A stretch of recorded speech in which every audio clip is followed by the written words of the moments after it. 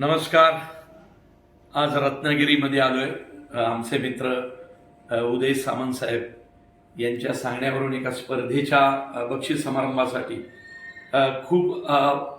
खूप वेगळा अनुभव आहे हा. आणि त्यात योगायोग बघा, स्वामींचं दर्शन पण झालं, त्यामुळं खूप खूप आनंद आहे.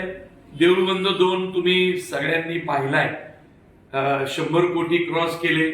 स्वामींच्या कृपेनेच आम्ही ती सगळी कमाई किंवा सगळा नफा हा पुन्हा स्वामींच्या चरणी अर्पण करतोय.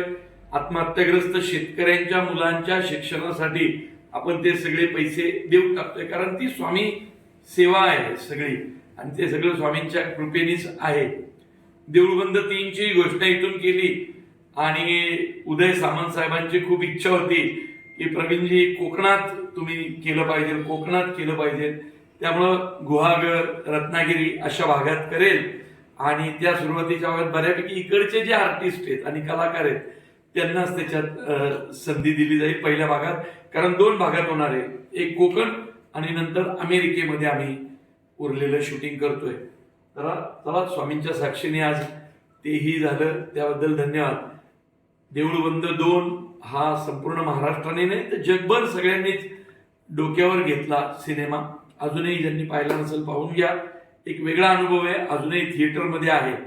हा सिनेमा थिएटरमध्ये बघण्यातच जास्त आनंद आहे. स्वामी हो.